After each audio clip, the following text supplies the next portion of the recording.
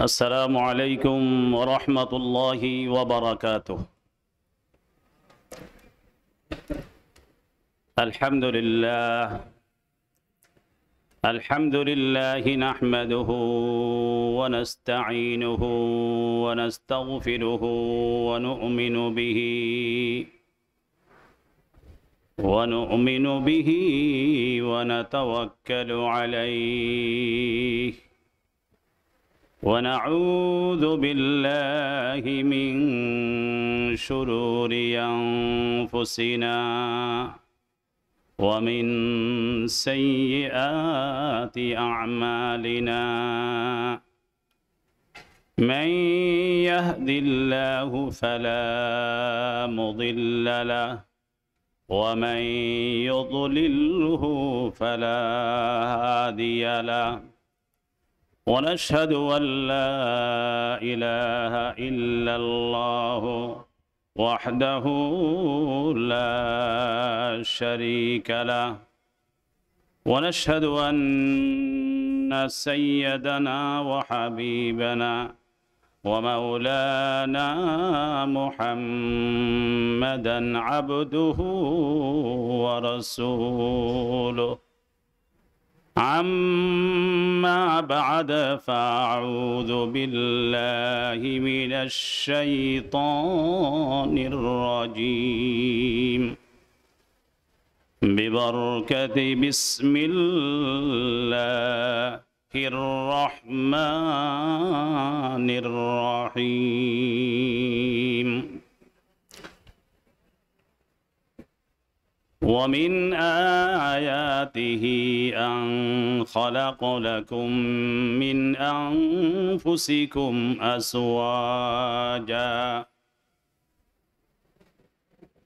أزواجا لتسكنوا إليها وجعل بينكم مودة ورحمة إن في ذلك لآيات لقوم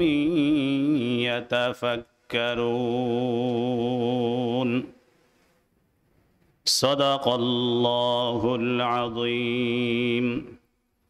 فقد قال الله تعالى في شأن حبيبه ومحبوبه ومعشوقه وتعظيم رسوله الأمين. إن الله وملائكته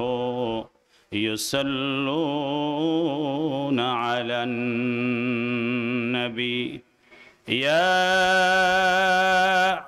أيها الذين آمنوا صلوا عليه وسلموا تسليما. صلى الله على سيدنا محمد وآله وأصحابه وسلم. صلى الله على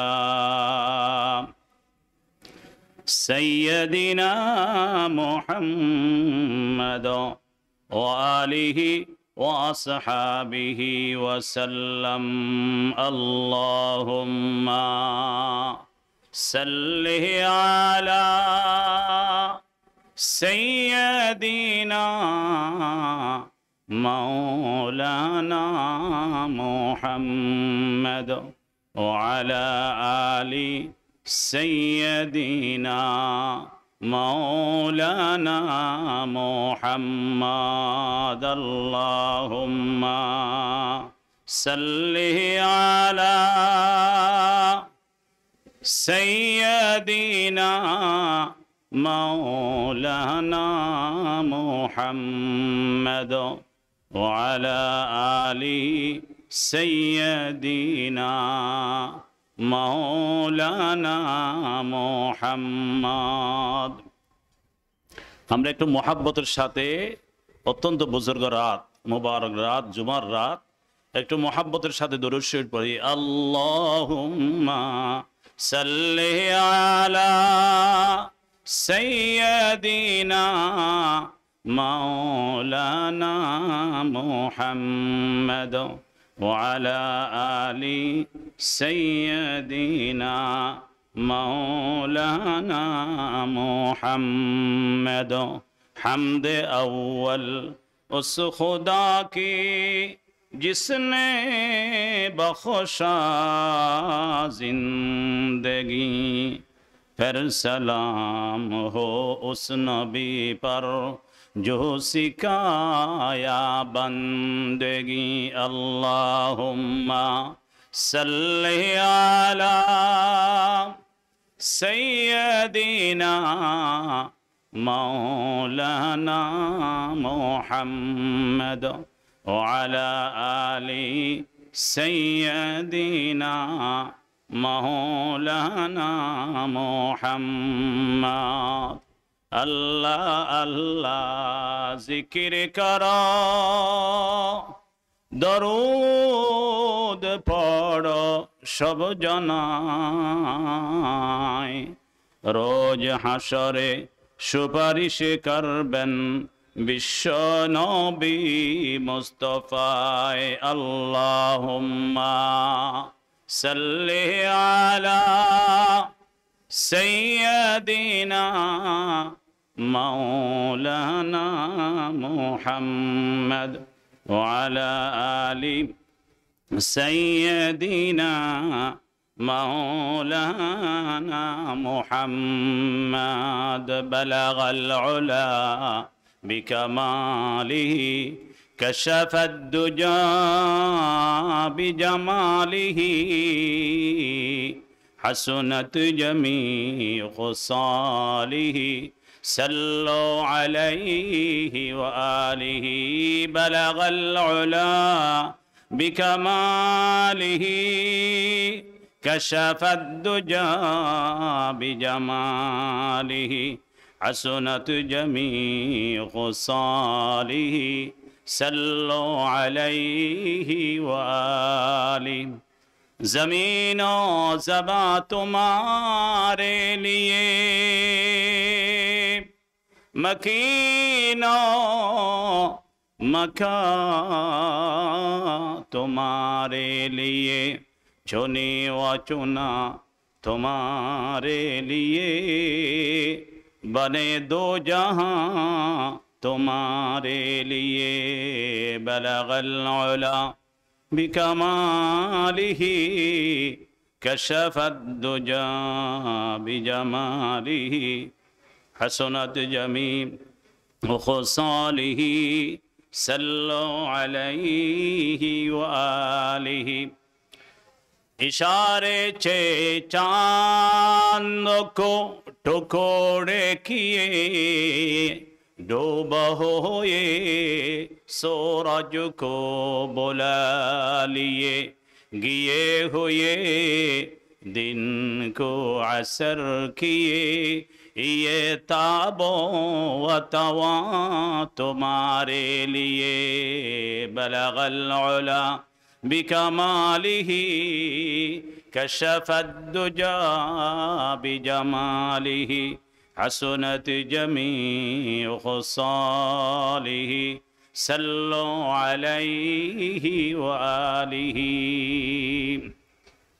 अल्हम्दुलिल्लाह अल्हम्दुलिल्लाह सुम्मा अल्हम्दुलिल्लाह रब्बिल आलमीन। महान रब्बुल इज्जतेर शाहीन शाही दरबारे शुक्रिया तारीफ प्रशंसा যে মহান রব্বুল ইজ্জত আন্তর্জাতিক 19 দিন ব্যাপী 54তম সিরাতুন নবী সাল্লাল্লাহু আলাইহি ওয়াসাল্লাম মাহফিলের আজকে পঞ্চম দিবসের মাগরিবের পরের এই অধিবেশনে যে মহান রব্বুল ইজ্জত আমাদেরকে অত্যন্ত দয়ার মেহেরবানি করে আজকের অত্যন্ত বরকতময় ঐতিহ্যবাহী এই মাহফিল এবং এই মাহফিলের প্যান্ডলে আমাদেরকে যে মহান রব্বুল আলামিন যথাসময়ে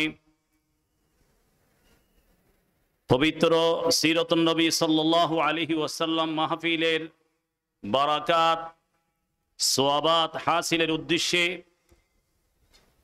যথাযথভাবে উপস্থিত হওয়ার তৌফিক এনায়েত করেছেন মাহবুদের দরবারে আমরা সকলে সমস্বরে শুকরগুজার করছি। সকলে বলি আলহামদুলিল্লাহ। আরো একটি মোহাব্বতের সাথে বলি আলহামদুলিল্লাহ হামদান কাসীরান তাইয়িবান মুবারাকান ফিহি। অধ্যকার মাহফিলের আজকের এই পঞ্চম দিবসের সম্মানিত সাহেবে সাদর হযরতুল আল্লাম উস্তাদুল আসাতিজা অত্র এলাকার নয় সারা বাংলাদেশের সকলের সুপরিচিত ওলামা জগতের একজন মধ্যমণি, আমাদের আপনাদের সকলের অতি প্রিয় ভাজন হযরতুল আল্লাম জনাব আলহাস মৌলানা আবু নসর আতিক আহমদ সাহেব মাদ্দাজিল্লাহুল আলী আমার পাশে উপস্থিত আছেন। ঐতিহ্যবাহী দক্ষিণ চট্টগ্রামের উম্মুল মাদারেস সুন্নতি হাকিমিয়া আলিয়া মাদ্রাসার সুযোগ্য অধ্যক্ষ মহোদয় এবং অন্যান্য উলামায়ে কেরামগণ, প্যান্ডেলে উপস্থিত মেহমান বৃন্দ, আমার সামনে অত্যন্ত ভাগ্যবান এই মুবারক রজনীতে যারা আমল করার উদ্দেশ্যে এখানে আন্তরিকতা এবং ইখলাসের নিয়তে সমবেত হয়েছেন, তাদের সকলকে মুবারকবাদ জানাচ্ছি এবং সালাম জানাচ্ছি। আসসালামু আলাইকুম ওয়া রাহমাতুল্লাহি ওয়া বারাকাতুহু। আশা করি আপনারা আমাদের অধ্যক্ষ মহোদয় আপনাদের সামনে আজকের বিষয়টা আপনাদেরকে ধারণা দিয়েছেন। আশা করি আপনারাও সকলে প্রায় অবগত আছেন। আপনারা সামনে যারা উপস্থিত আছেন, এটা শুধু আপনাদের জন্যই আজকের বিষয়টা নয়, পর্দার আড়ালে মা বোনদের জন্য আজকের বিষয়টা অত্যন্ত গুরুত্বপূর্ণ, অত্যন্ত তাৎপর্যপূর্ণ, অত্যন্ত ফজিলতপূর্ণ। এই জন্য উপস্থিত না থাকলেও মাইকের মাধ্যমে যতটুকু আওয়াজ শ্রবণ করা হচ্ছে বা শোনা যাচ্ছে, আমি সকলের কাছে বিনীত অনুরোধ করব, আজকের মাহফিল এইটা দীর্ঘদিনের মাহফিল, শুধু একদিনের মাহফিল নয়, 19 দিনের মাহফিল নয়, এটা দীর্ঘ অনেক বছরের 54তম আজকে এই মাহফিল অনুষ্ঠিত হচ্ছে। সেই হিসাবে আপনারা আলহামদুলিল্লাহ এই জাতীয় ক্লাস নেন নাই, এই বিষয়গুলি আপনারা ক্লাস করেন নাই এমন কোনো কথা নয়। নিশ্চয়ই আপনারা এই বিষয়গুলির উপরে অনেক ক্লাস করে আসেছেন। আমরা সাধারণত যারা মুসল্লি মসজিদে নামাজ পড়ি, জুমার দিনে সাধারণত প্রতিদিন কোরআন এবং হাদিসের ক্লাস করা যদি সম্ভব নাও হয়, জুমার দিনে হলো একটা ক্লাস করার জন্য সকল মুসল্লিরা যারা বা জামাতে 5 ওয়াক্ত নামাজ অভ্যস্ত, ওনারা অবশ্যই বছরে 52টা ক্লাস করে থাকেন, ঠিক না ভাই?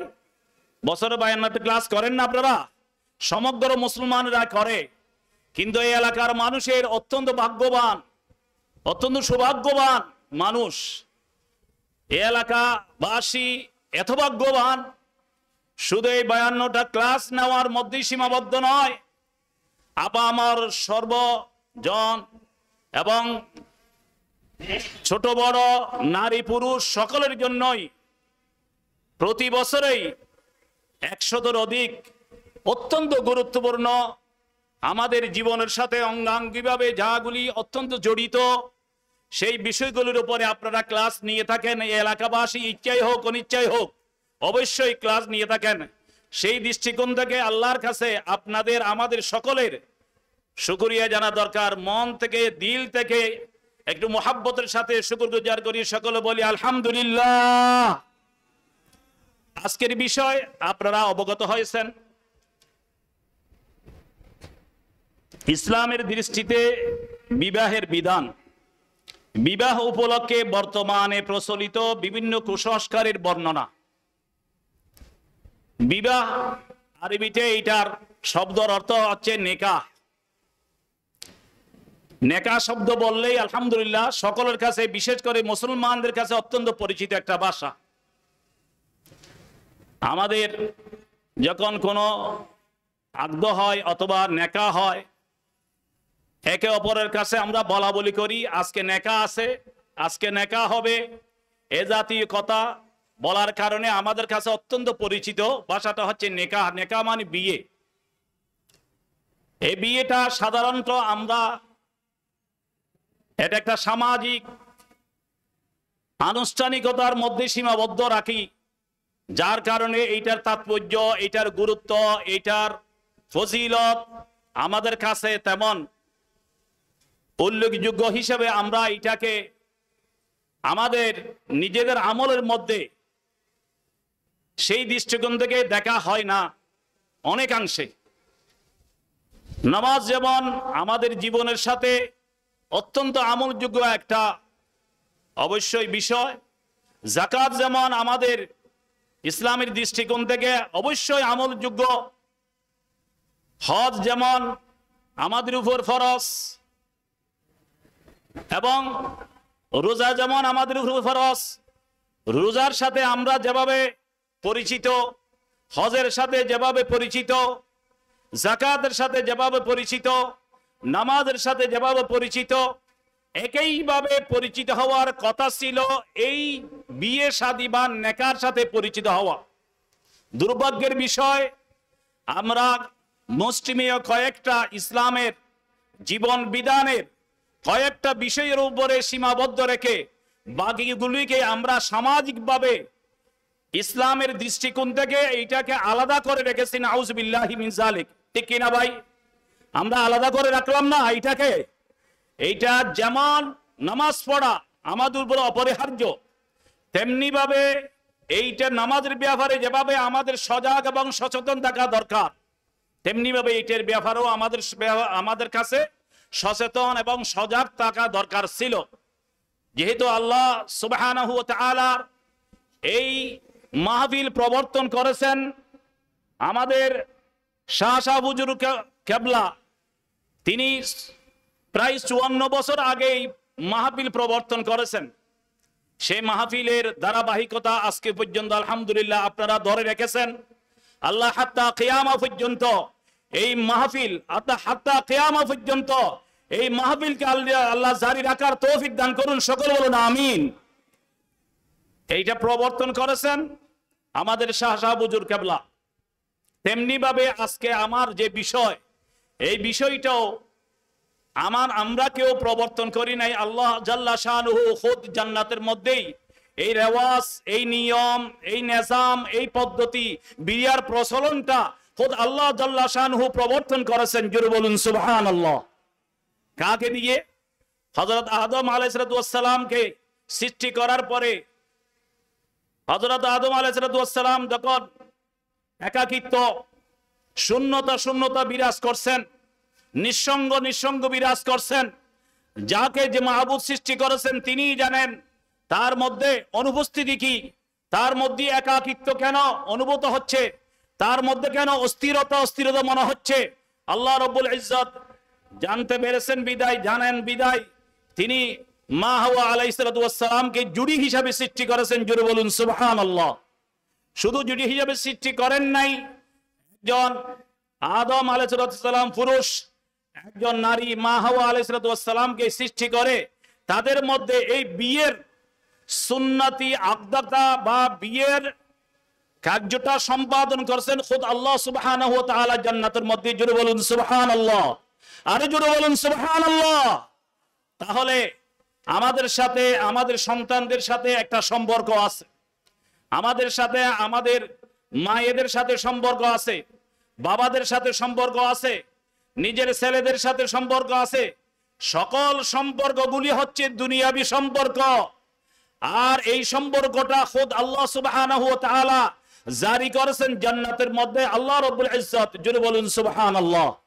তাহলে এই নিকাহের বিষয়টা আমরা সেই দৃষ্টিকোণ থেকে যদি আমরা দেখি, তাহলে আল্লাহর হাবিব প্রিয় নবী হযরত মুহাম্মদ মুস্তাফা সাল্লাল্লাহু আলাইহি ওয়াসাল্লাম নির্দ্বিধায় বারংবার হাদিস শরীফের মধ্যে উল্লেখ করেছেন, ক্বালা রাসূলুল্লাহ সাল্লাল্লাহু আলাইহি ওয়াসাল্লাম আন নিকাহু মিন সুন্নতি ফামান রাগিবা আন সুন্নতি ফালাইসা মিন্নি, আও কামা ক্বালা আলাইহিস সালাতু ওয়াস সালাম। আল্লাহর হাবিব ঘোষণা করেছেন যে আন নিকাহু মিন সুন্নতি, সকল পয়গম্বরের এইটা সুন্নত, ঠিক আছে। আল্লাহর হাবিব স্পেশাল ভাবে এইটাকে গুরুত্ব দেওয়ার জন্য নিজেই বলেছেন যে এইটা আমি মুহাম্মদ সাল্লাল্লাহু আলাইহি ওয়াসাল্লামের সুন্নাহ হচ্ছে বিয়ে করা তথা নিকাহের মধ্যে আবদ্ধ হওয়া। জোরে বলুন সুবহানাল্লাহ। তাহলে বিয়ে করা এটা সচরাচর মামুলি বা সাধারণ সমাজের কোন একটা সাধারণ কাজ নয়। এটা হচ্ছে আল্লাহর হাবিব প্রিয় নবীর অত্যন্ত গুরুত্বপূর্ণ, অত্যন্ত ফজিলতপূর্ণ একটা ইবাদতের অংশ, যা আল্লাহর হাবিব প্রিয় নবীর অত্যন্ত তাৎপর্যপূর্ণ একটা সুন্নাহ। সেই সুন্নাহটা যদি আমরা সুন্নাহ অনুযায়ী যথাযথভাবে আমরা আমাদের কাছে আমাদের সামাজিকভাবে এটাকে যদি প্রয়োগ করতে পারি, সামাজিকভাবে এটা যদি উদযাপন করতে পারি, তাহলে এই বিয়ের ফল, এই বিয়ের সফলতা, এই নিকাহের সফলতা আমরা হাড়াহাড়ি উপলব্ধি করতে পারতাম। আমরা যথাযথভাবে সামাজিকভাবে যদি এটাকে প্রয়োগ করতে পারতাম, তাহলে এইটার রেজাল্ট, এইটার ফলাফল আমরা যেই আমাদের সমাজের সকল কাজের মধ্যে আমরা উপলব্ধি করতে পারতাম। যেহেতু আল্লাহ সুবহানাহু ওয়া তাআলা এখানে নিজেই ঘোষণা করেছেন, বিসমিল্লাহির রহমানির রহিম, ওয়া মিন আয়াতিহি আন খালাকা লাকুম মিন আনফুসিকুম আজওয়াজা।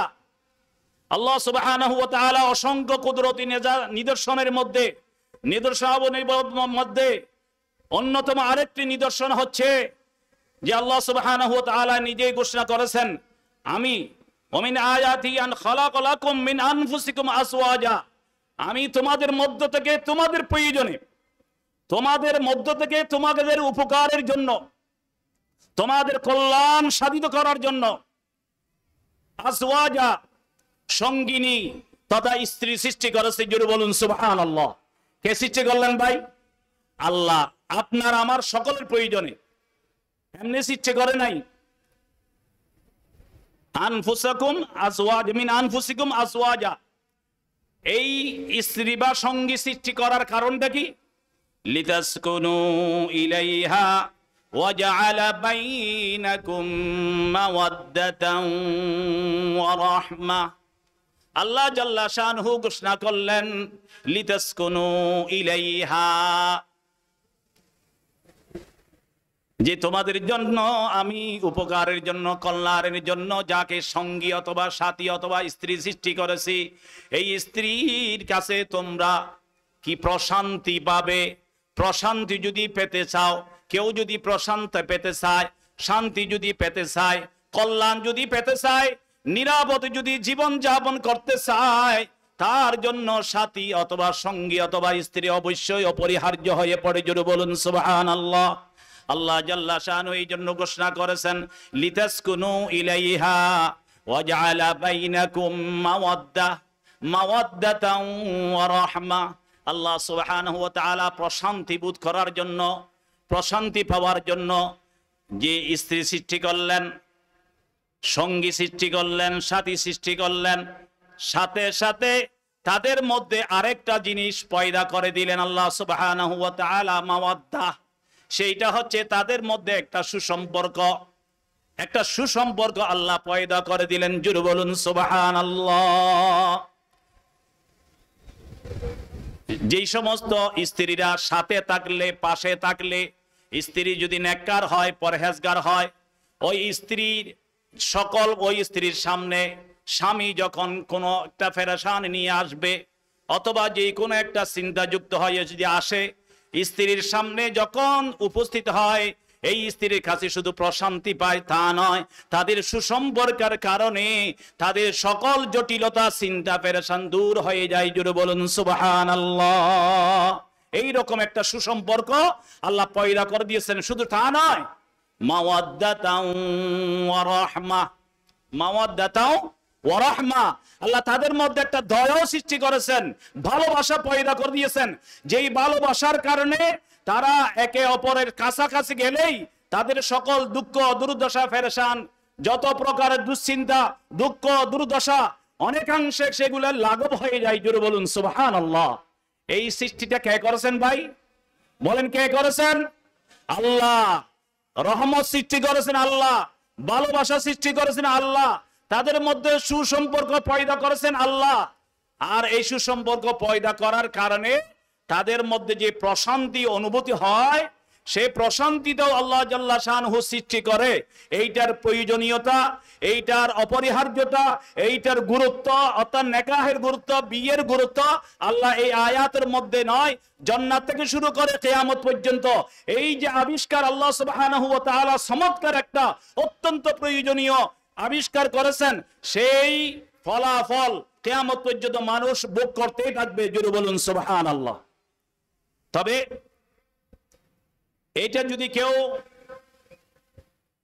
আল্লাহর হাবিব প্রিয় নবী যেই কথাটি বলেছেন, আন নিকাহ মিন সুন্নতি, সুন্নতি আমার সুন্নাহ হচ্ছে নেকাহ, ফামান রাগিবা আন সুন্নতি, কেউ যদি এই নেকাহে অবজ্ঞা করে অথবা নেকাহে এড়িয়ে যায় অথবা নেকাহকে অথবা বিয়েকে উপেক্ষা করে, আল্লাহর হাবিব প্রিয় নবী হুঁশিয়ারি দিয়েছেন, ফালাইসা মিন্নি, সে আমার অন্তর্ভুক্ত আদর্শের নীতির, আমার জীবন বিধান, আমার কলা কানুন, আমার সুন্নাহর পরিপন্থী হওয়ার কারণে সব কিছু থেকে শিখে হয়ে গেল, আমার আদর্শ থেকে বেরিয়ে গেল। তাহলে বোঝা যাচ্ছে আল্লাহর হাবিব প্রিয় নবীর এই সুন্নাহটা আমরা আমাদের জীবনে যদি যথাযথভাবে যদি প্রয়োগ করতে পারি, বাস্তবায়ন করতে পারি, আমরা আমাদের জন্যই কামিয়াব হব, আমরা আমাদের জন্যই উপকার এখান থেকে ভোগ করতে পারবো। এই জন্য আমাদের যুব সমাজের দৃষ্টিকোণ থেকে যখন যুবক যুবতীরা যখন বিয়ের উপযুক্ত হয়, তখন তাদের দায়িত্বটা অভিভাবকের উপরে পড়ে যায়। এই জন্য আল্লাহ সুবহানাহু ওয়া তাআলা এই দায়িত্বটার হক আদায় করার জন্য তাদেরকে নির্দেশ দিয়ে বলেছেন, বিসমিল্লাহির রহমানির রহিম, ওয়া আনকিহুল আয়ামা মিনকুম ওয়াস-সালিহিনা মিন ইবাদিকুম ওয়া ইমাইকুম, তোমাদের মধ্যে যারা বন্ধনহীন, বিবাহ হয় নাই, বিবাহের উপযুক্ত, বিবাহের বয়সে উপনীত হয়েছে, অথবা বিয়ে হওয়ার পরে মারা গেছে অথবা তালাক প্রাপ্ত হয়েছে, আয়ামা এমন বন্ধনহীন যারা আছে, ওয়ানকিহু তাদেরকে বিয়ে দাও। জোরে বলুন সুবহানাল্লাহ। নির্দেশটা কে দিয়েছেন ভাই? কে দিয়েছেন? আল্লাহ। দেওয়ার মধ্যে অনেক কারণ আছে, দেওয়ার মধ্যে অনেক কারণ আছে।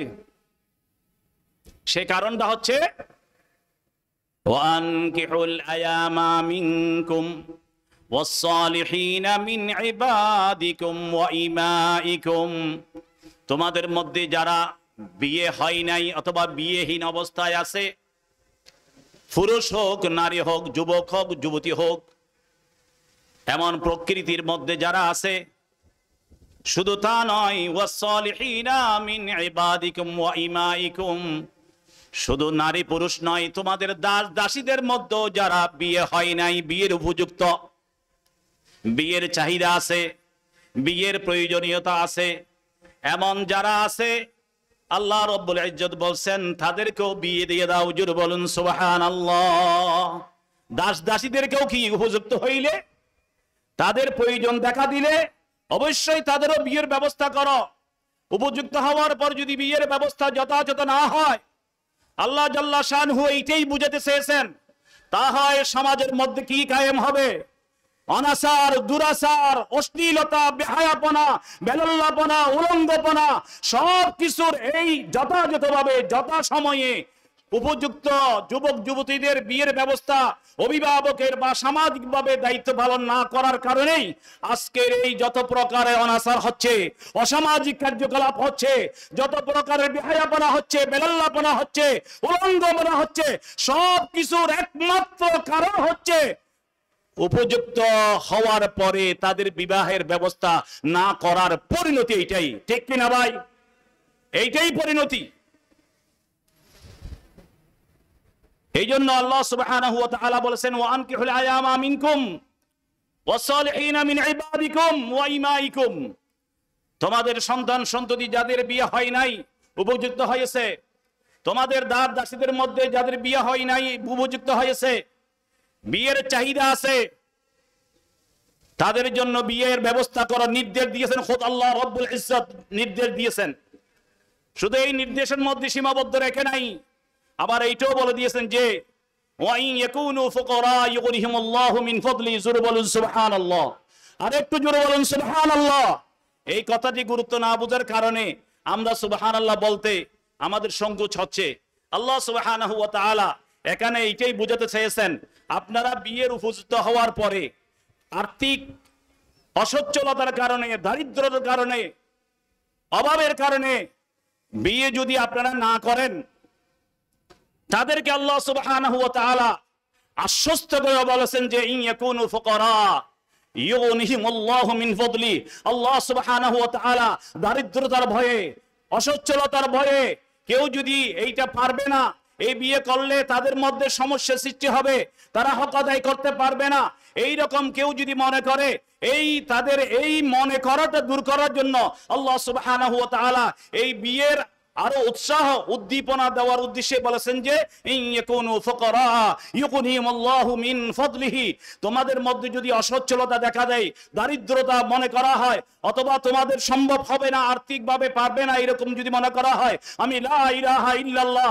তাদেরকে সচ্ছলতা দান করব আমার অনুগ্রহের মধ্য দিয়ে। জোরে বলুন সুবহানাল্লাহ, আরো জোরে বলুন সুবহানাল্লাহ। তাহলে আল্লাহ সুবহানাহু ওয়া তাআলা বলেছেন যে আমি বিয়ের নির্দেশ দিচ্ছি তা নয়, উপযুক্ত হইলে তাদেরকে বিবাহ করাবে, উপযুক্ত হইলে তাদেরকে বিবাহ করাবে। সব কিছু যদি সামর্থ্য থাকে বিবাহ করাবে। আর এই বিবাহ করার ক্ষেত্রে যদি কোনো প্রতিবন্ধকতা আর্থিকভাবে দেখা দেয়, তারও ব্যবস্থা অলৌকিকভাবে আমার নিজের অনুগ্রহে আমি তার ব্যবস্থা করে দেব, আর্থিক সচ্ছলতার ব্যবস্থা আমি করে দেব। জোরে বলুন সুবহানাল্লাহ। আর একটু মন থেকে বলি সুবহানাল্লাহ। আল্লাহর হাবিব প্রিয় নবী এই জন্য বলেছেন যে ইলতামিসুল গিনা ফিন নিকাহ, তোমাদের দারিদ্রতা বিমোচনে তোমরা বিয়ে করো। আল্লাহু আকবার। তোমাদের দারিদ্রতা বিমোচনে তোমরা বিয়ে করো। কি উৎসাহ ব্যঞ্জক কথা, কি আশার আলো। এই কাজের মধ্যে কত বরকত আল্লাহ নিয়েছে, আল্লাহ রেখেছেন। এই জন্য ইন ইয়াকুনু ফুকারা ইউগনিহিমুল্লাহু মিন ফাদলি ওয়াল্লাহু ওয়াসিউন আলিম, এই কথা বলে শেষ করে নাই। আল্লাহ জাল্লা শানুহু বিভিন্ন আয়াতে, বিভিন্ন কোরআনুল কারীমের পাতায় পাতায় এই ব্যাপারে উৎসাহিত করেছেন। তাহলে বিয়ে করা এইটা আমরা, যদিও আল্লাহ নবী বলেছেন নান নিকাহু মিন সুন্নতি, আমার সুন্নাহ, বিয়ে করা নবীর সুন্নাত। বিয়ে করা আবার মাঝে মধ্যে অনেকাংশে অনেক ক্ষেত্রে বিয়ে করা ফরজ হয়ে দাঁড়ায়। ক্ষেত্র বিশেষে ফরজ, ক্ষেত্র বিশেষে ওয়াজিব, ক্ষেত্র বিশেষে নফল, ক্ষেত্র বিশেষে মুবাহ, আবার ক্ষেত্র বিশেষে বিয়ে করা হারাম, এমনও আছে। সময় কম বিদায় সেদিকে যাচ্ছি না, আপনাদের দৃষ্টি আকর্ষণ করছি। আল্লাহ সুবহানাহু ওয়া তাআলা যেমন ভাবে এইটার তাগাদা দিয়েছেন, বিয়ের গুরুত্ব আরোপ করেছেন, আল্লাহর হাবিব প্রিয় নবীও বিয়ে ব্যাপারে আমাদেরকে, আপনাদের সকলকে উৎসাহিত করে বলেছেন যে ক্বালা রাসূলুল্লাহ সাল্লাল্লাহু আলাইহি ওয়াসাল্লাম সালাসাতুন হাক্কুন আলাল্লাহি আউলুহুম, এমন তিনজন ব্যক্তি আছে যাদেরকে সাহায্য করা, যাদেরকে সহযোগিতা করা, যাদেরকে সাপোর্টিং করা আল্লাহর উপরে ওয়াজিব হয়ে যায়। জোরে বলুন সুবহানাল্লাহ।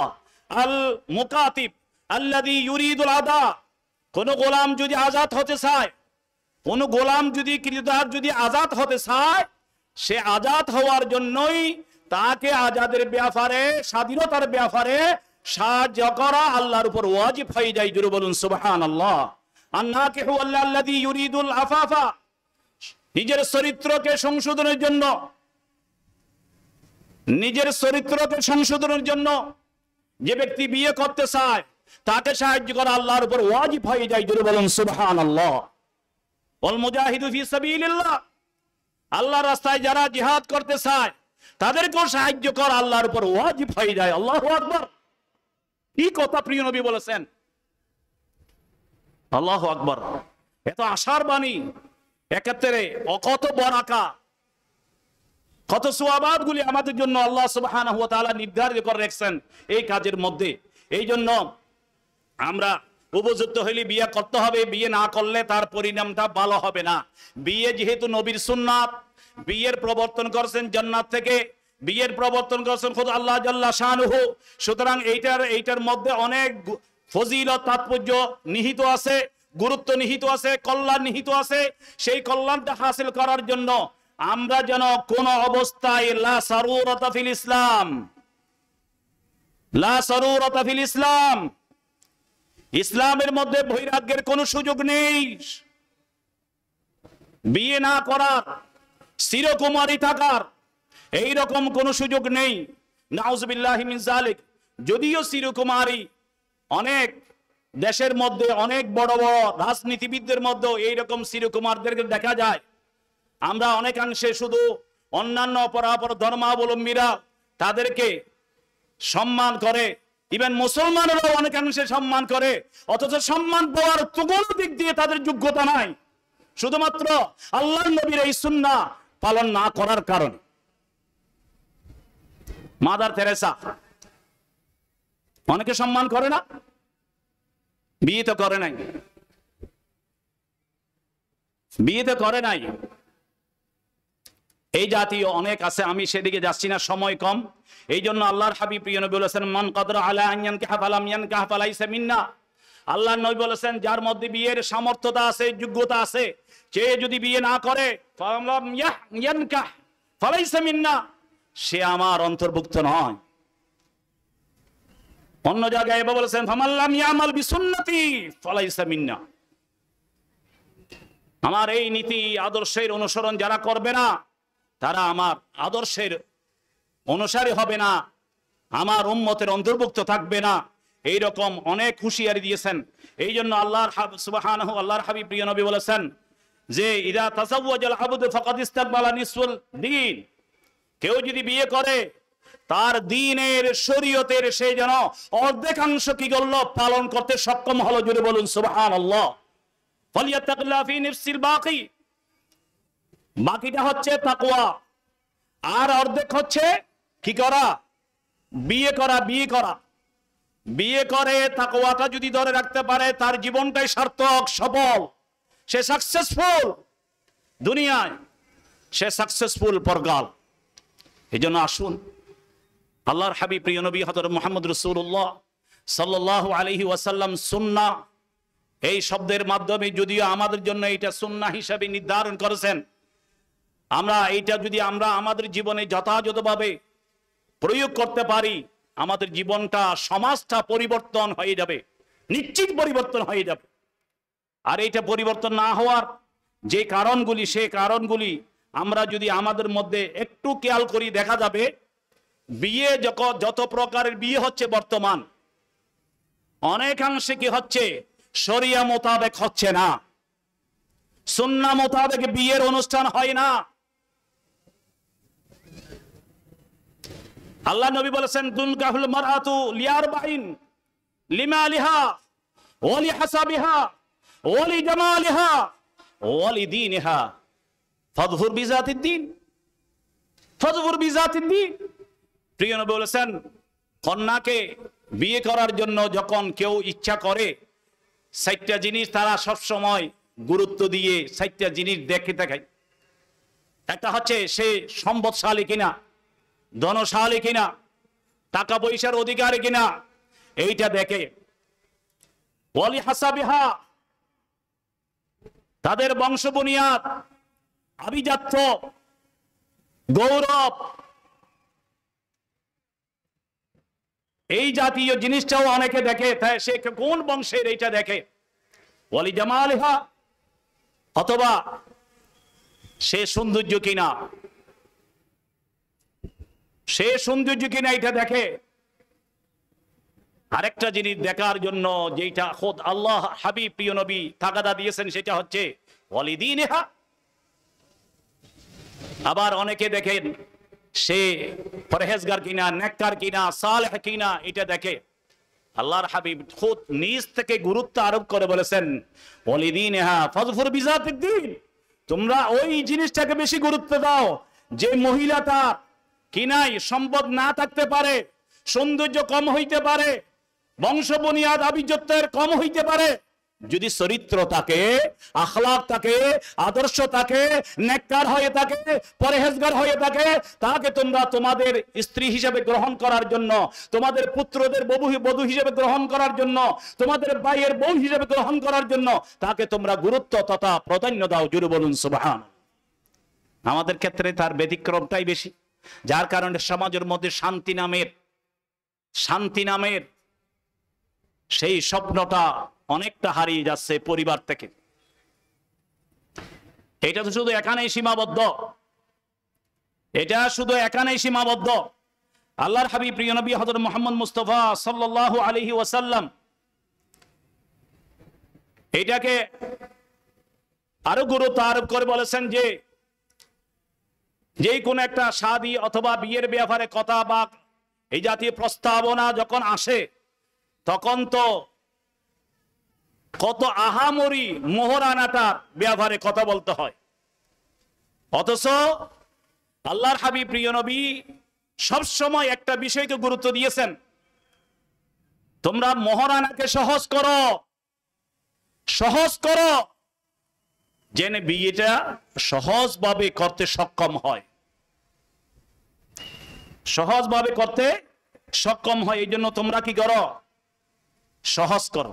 এখন এত কঠিন করা হয়, 1 লক্ষ নয়, 2 লক্ষ নয়, প্রায় প্রতিদিন 1টা 2টা, শুক্রবার বৃহস্পতিবার আসলে 3টা 4টা পর্যন্ত আগদা পড়াইতে হয়। সেই জন্য আমরা ওখান থেকে যতটুকু অবজারভেশন বা অবজার্ভ করলাম, আমরা দেখলাম, যতটুকু দেখতে পেয়েছি, অধিকাংশ বিয়েটা 15 লাখ, 20 লাখ, 25 লাখ, 30 লাখ তার উপরে। যেই ফ্যামিলিতে চাঁদা তুলিয়া মানুষের সাহায্য নিয়ে বিয়ে দিতে হয়, সেখানেও মোহরানা নির্ধারণ করে কি দিয়ে, 20 লাখ টাকা, 25 লাখ টাকা, না হইলে তাদের লজ্জার কারণ হয়ে দাঁড়ায়। নাউযুবিল্লাহি মিন যালিক। আর এই কারণে এত বড় বোঝাটা মানুষের উপরে চাপিয়ে দেওয়ার কারণেই, চাপিয়ে দেওয়ার একটা রেওয়াজের কারণেই অনেকাংশে অনেক নেককার পরহেজগার যুবকরা বিয়ে করতে পারে না। আর বিয়ে করতে না পারার কারণে সমাজের মধ্যে যত প্রকারের অশান্তি শুধু এই কারণেই নেমে আসছে। বিশ্বের অনেক উন্নত বিশ্বে যাদেরকে দাবি করা হয়, অনেক বিশ্বের মধ্যে অনেক দেখা যায় বিয়ের যে একটা তরতিব, নিয়ম, কানুন, নিজাম আছে, সেই হিসাবে এখন বিয়ের প্রচলনটাই তারা অনেকাংশে বলে যাচ্ছে। আর যার কারণে কি হয়, বৈধ বাবার সন্তান পাওয়া, অসংখ্য ছেলেদের, অসংখ্য কন্যাদের বৈধ বাবার সন্তান পাওয়া এখন দুরূহ ব্যাপার হয়ে দাঁড়িয়েছে। গত পরশু মনে হয় একটা রিপোর্টে দেখলাম, ফ্রান্সের মনে হয় আরো কয়েকটা জায়গার কথা, কাছাকাছি রাষ্ট্রের কথা, প্রায় 100-এর মধ্যে 60 জন বাবার, 60 জন সন্তানের বৈধ বাবা নাই। 60 জন সন্তান সন্ততি বৈধ বাবা নাই। আরেকটা রাষ্ট্রে দেখলাম 58 জন সন্তান সন্ততির বৈধ বাবা তাদের নাই।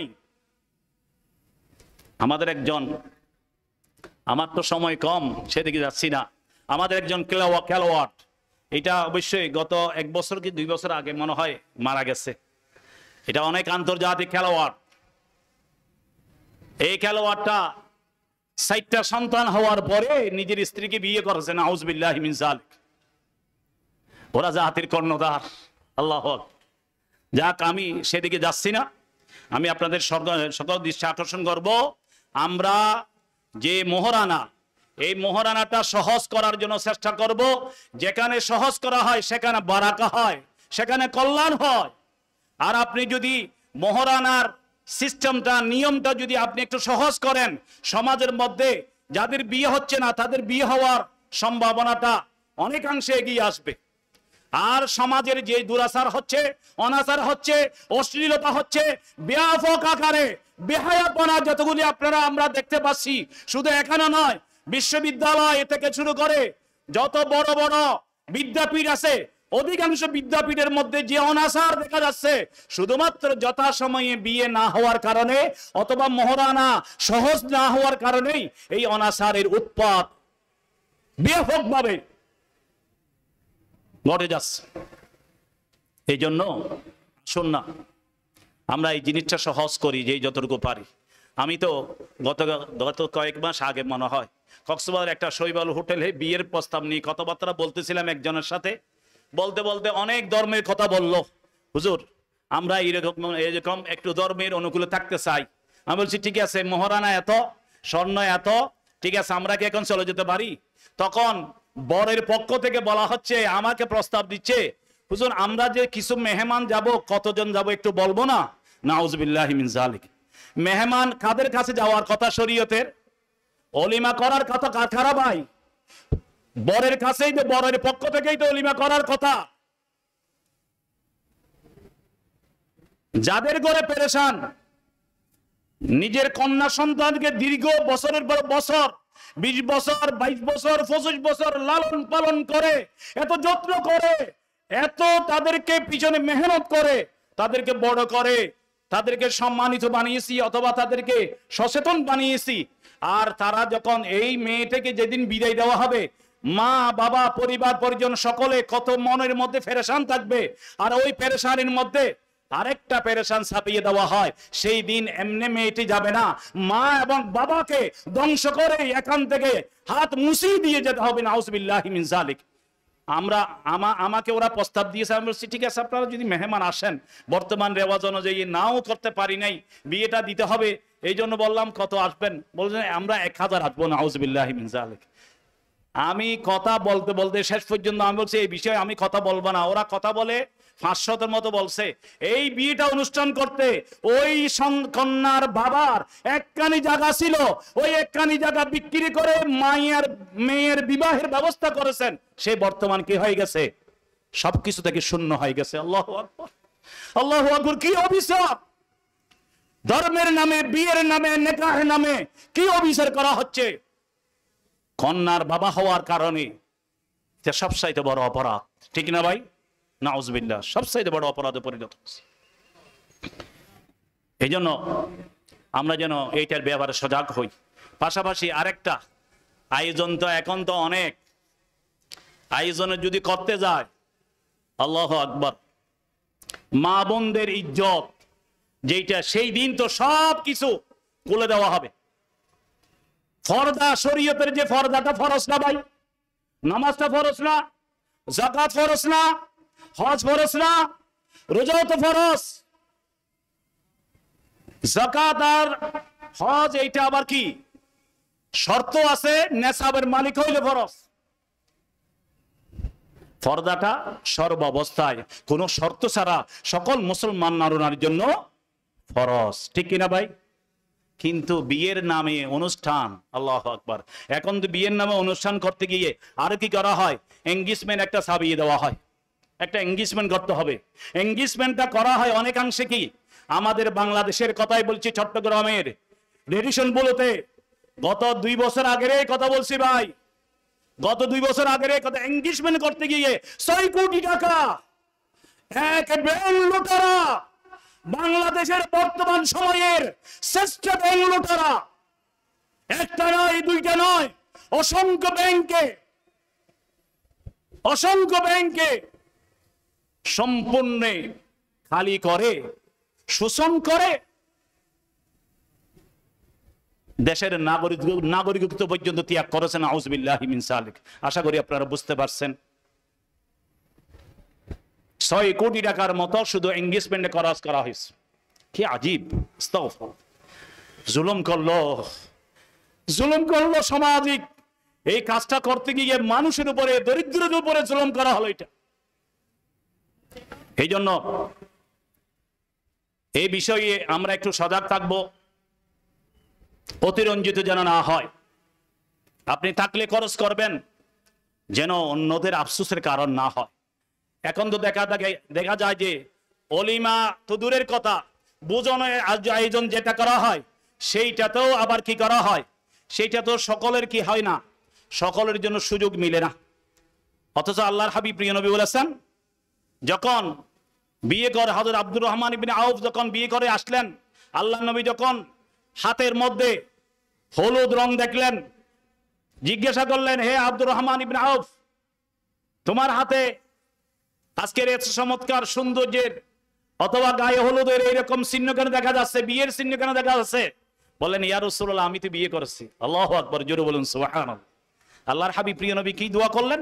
বারাকাল্লাহু লাকা আউলি মালাউ বিশাতিন, তোমার এই বিয়েতে আল্লাহ বরকত দান করুন, কল্যাণ করুন।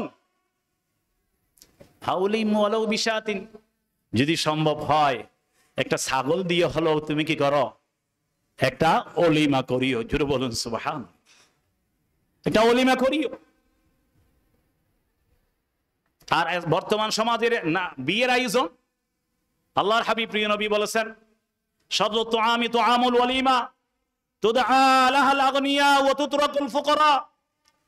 আল্লাহর হাবিব প্রিয় নবী বললেন, সবচেয়ে বিয়ের খাবারের মধ্যে নিকৃষ্ট খাবার হচ্ছে ওই অলিমার খাবার, যে অলিমার মধ্যে শুধু ধনীরাই, সচ্ছলরাই, সাফ সাফ কাপড়ওয়ালা, পরিষ্কার পরিচ্ছন্ন ওয়ালারাই দাওয়াত পায়।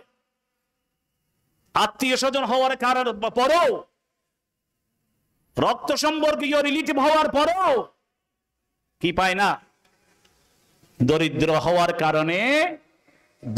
হওয়ার কারণে ওই অলিমাতে দাওয়াত পায় না। আল্লাহ নবী বলেছেন, সেইটা নিকৃষ্ট একটা খাবারের আয়োজন, এই খাবারের মধ্যে কোনো বরকত নাই, বরকত নাই। এই জন্য আসুন না, আল্লাহর হাবিব প্রিয় নবী তবে এইটাও বলেছেন, ওমান লাম ইউজিবিদ দাওয়াতা ফাকাদ আসাল্লাহু ওয়া রাসূলা, যে অলিমাতে দাওয়াত পেল সে অবশ্যই দাওয়াত গ্রহণ করবে, দাওয়াত গ্রহণ না করলে আল্লাহ এবং আল্লাহর নবীর সাথে নাফরমানি করা হবে। এই জন্য দাওয়াত আমরা গ্রহণ করব, কিন্তু যেই দাওয়াতের মধ্যে কি নাই, বরাকা নাই, সে দাওয়াতের ব্যাপারে তো আমাদেরকে বিবেচনা করতে হবে। এই জন্য আসুন না, বিশেষ করে বলছিলাম যেটা, সেটা হচ্ছে পর্দা লঙ্ঘন হয়, পর্দা লঙ্ঘন হয়। এইরকম অনেক অসংখ্য প্রায় বিয়ের অনুষ্ঠানগুলিতে ওই পরিবার পাশাপাশি আপন আত্মীয় স্বজনদের জন্য বিয়ের অনুষ্ঠানের মধ্যে কি থাকে না, পর্দা রক্ষা করা সম্ভব হয় না। হ্যাঁ, ইচ্ছা করলে হয়, আল্লাহু আকবার, ইচ্ছা করলে হয়। আমার মনে হয় এখনো মনে আছে